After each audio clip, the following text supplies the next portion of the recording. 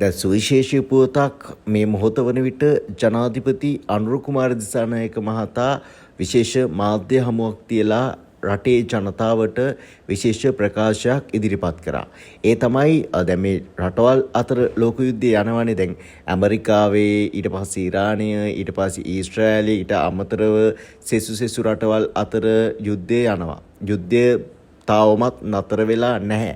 ඒකත් එක්ක ඉරානයට සම්බන්ධවයි කියන යුද නෞකාවක් ඔන්න ජාත්‍යන්තර ලංකාවට ගාල්ලට මුහුදු සීමාව අසලට ඔන්න ඇවිල්ලා ඉවරලා ඇමරිකාවෙන් ප්‍රහාරයක් දියත් කළා ඉවරලා එම යුද නෞකාවත් විනාශයට පත් වෙනවා. එයින් කීප දෙනෙකු ඔන්න කරාපිටිය රෝහලට ඇතුළත් කරනවා. මා කලින් සඳහන් කරා වගේම කලින් වැඩසටහන නැරඹුවා නම් ඔබට දැනගන්න පුළුවන් වෙයි ඒ සම්පූර්ණ විස්තරය. ඉතින් ඒකත් එක්ක තවමත් එම යුද නෞකාවේ හිටපු යුද සෙබළුන් සොයාගෙන යනවා ලංකාවේ අපේ නාවික හමුදාව එකතු වෙලා.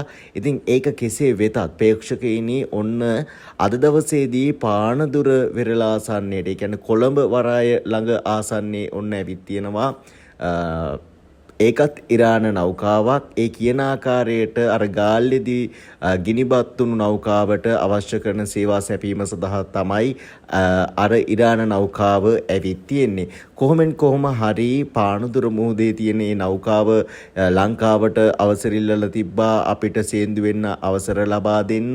මොකද අපි ඉන්න සෙබළුන්ට මේ දරුවන්ට අවශ්‍ය කරන ආහාර පාන ආදී ඒ අයට ලබා ගැනීම සඳහා කියලා ඔන්න පසුගියදා ඒ වගේම අද රාත්‍රිය පුරා අද දවස පුරා අපිට අහන්නට ලැබුණා. ඒකත් එක්ක ජනාධිපති අනුර කුමාර දිසානායක ජනාධිපතිවරයා අද විශේෂ ප්‍රකාශයක් මේ මොහොතේදී ඉදිරිපත් කළා තිනවා. ඒ තමයි ශ්‍රී ලංකාවේ භූමිය, ඒ වගේ මුහුදු කලාපයන්, ඒ වගේම ගුවන් කලාපයන් කිසිදු රාජ්‍යයකට ගැටුම් වලදී පක්ෂපාතී ආකාරයෙන් භාවිත කිරීමට හෝ වෙනත් රටකට පීඩාවක් ඇතිවන ආකාරයෙන් භාවිත කිරීමට ඉඩ නොදෙන බව තමයි ජනාධිපති අනුර කුමාර දිසානායක මහතා විශේෂ ප්‍රකාශයක් ඉදිරිපත් කරලා අද දවසේදී පවසලා තියෙන්නේ. ඉතින් කොහොම හරි මේ රට සුරක්ෂිතයි, මේ රටේ ආරක්ෂාව සුරක්ෂිත කිරීම ජනාධිපතිවරයා සතු වගකීමක්. ඉතින් ගුවන් තොටුපොළ කියලා කියන්නේත්, වරායි කියලා කියන්නේත් ගොඩබිමෙන් දියබෙන් කොහෙන් මේ රටේ ආරක්ෂා කළ යුතු ස්ථාන කිහිපයක්. ඉතින් මේක කිසිම රටකට පක්ෂපාතී වෙන්නේ නැතුව ඔවුන් වෙනුවෙන්, ඒ කියන්නේ මේ ලෝක යුද්ධය නතර විය යුතු තැන සිට තමයි ජනාධිපතිවරයා ඉන්නේ. ඉතින් ජනාධිපතිවරයා කියන ආකාරයට මේ රටේ කිසිදු ආකාරයට අපි වෙනත් රටකට පක්ෂපාතී වෙන්නේ නැතුව අපි ඉන්නේ. ඉතින් මේ රටේ මේ ලෝකවල අතර සිද්ධ වෙන මේ යුද්ධය ගැන ජනාධිපති අනුර කුමාර දිසානායක මහතාගේ කනගාටුව ප්‍රකාශ කරලා තියෙනවා. ඒකත් එක්කම ඇමරිකාව තවමත් නොකඩවා ඉරානයත් සමග ගැටුම් ඇති කරගන්නවා. ඊට පස්සේ ඊශ්‍රායලයත් ඉරානයත් අතර ගැටුම් ඇති කරගන්නවා. ඉරානයත් පසු නොබැස ආධ්‍යාත්මික නායකයෙකු පත් කරගෙන නැවතත් අනිත් රටවල් අතර යුද්ධමය වාතාවරණයක් ඇති වෙනවා. උතුරු කොරියාවත් ඉරානයට සහයෝගය දක්වන්න කටයුතු කරනවා. චීනයත් ඉරානයට සහයෝගය දක්වන්න කටයුතු කරනවා. ඊට පස්සේ ඇමරිකාවේ නාවික ගුවන් හමුදාවත් ඔවුන්ගේ ඒ කටයුතු වලින් විවිධ ප්‍රදේශයන් වලට, රටවල් වල ප්‍රදේශයන් වලට ප්‍රහාර දියත් කරනවා, ඩ්‍රෝන් ප්‍රහාර දියත් කරනවා. ඒ කෙසේ වුණත් ඔන්න අපිට අහන්න ලැබුණා ඉරානයේනුත් ප්‍රහාරයක් දියත් කළා කියලා.